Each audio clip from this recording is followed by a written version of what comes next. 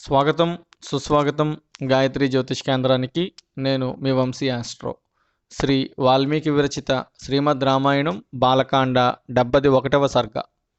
ఆ ప్రకారంగా వశిష్ఠుడు దశరథుని వంశము గురించి చెప్పిన తరువాత జనకుడు చేతులు జోడించి ఇలా అన్నాడు: ఓ దశరథ మహారాజా, తమరి వంశక్రమమును గూర్చి విని చాలా ఆనందించాను.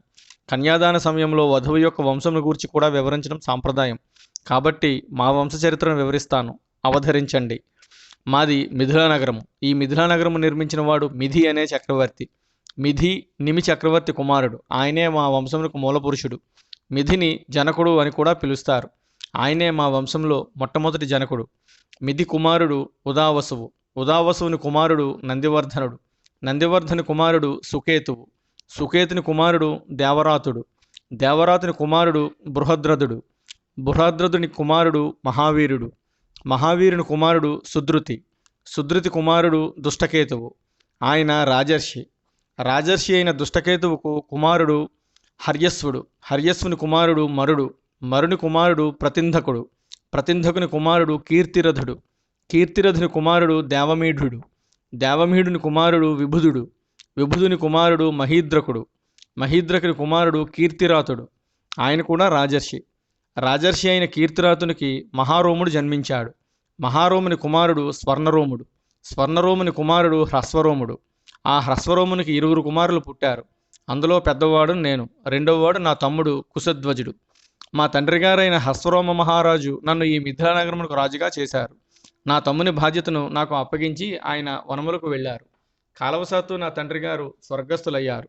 నేను నా తమ్ముని పోషభారమును వహించి రాజ్యం చేస్తున్నాను. కొంతకాలం తరువాత సాంకాస మహారాజు సుధన్వుడు నా రాజ్యం మీదకు దండెత్తి వచ్చాడు. నా వద్ద ఉన్న శివధనస్సును, నా కుమార్తె సీతను తనకు ఇవ్వమని నాకు వర్తమానం పంపాడు. నేను నా కుమార్తెను గాని శివధనస్సును గాని సుధన్వునికి ఇవ్వడానికి అంగీకరించలేదు. మా ఇరువురికి యుద్ధం జరిగింది.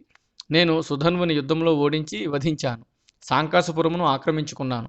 తర్వాత నా తమ్ముడు కుశధ్వజుని సాంకాసపురమునకు రాజుగా పట్టాభిషిక్తుని చేశాను. ఓ వశిష్ఠ మునీంద్ర, మా సోదరులలో నేను పెద్దవాడను. నా కుమార్తె పేరు సీత. నా తమ్ముడు కుశధ్వజుని కుమార్తె పేరు ఊర్మిళ. సీతను రామునికి, ఊర్మిళను లక్ష్మణునికి ఇచ్చి వివాహం జరిపించడానికి సంకల్పించాను. ఈ విషయమును ఏమాత్రమూ సందేహమునకు తావు లేకుండా 3 మారులు నొక్కి చెప్పుచున్నాను. నా కుమార్తెలైన సీత, ఊర్మిళలను దశరథ మహారాజు కుమారులైన రామునికి, లక్ష్మణునికి ఇచ్చి వివాహం జరిపించుటకు ఎంతో ఆనందించుచున్నాను. ఓ దశరథ మహారాజా, రామలక్ష్మణులతో గోదానము మొదలగు శుభకార్యములు చేయించండి. పితృకార్యం జరిపించిన తరువాత వివాహ మహోత్సవమును జరిపించదము. ఓ దశరథ మహారాజా, నేడు మఘా నక్షత్రము. నేటికి 3వ రోజున అనగా ఉత్తర ఫల్గుని నక్షత్రములో వివాహము జరిపించదము. ఈ 2 రోజులలో రామలక్ష్మణుల చేత గోదానము మొదలగు దానములు ఇచ్చు కార్యక్రమములు నిర్వర్తింపుడు అని వినయంతో పలికాడు జనకుడు. శ్రీమద్ రామాయణం బాలకాండ 71వ సర్గ సంపూర్ణం. ఓం తత్సత్. ఓం తత్సత్. ఓం తత్సత్.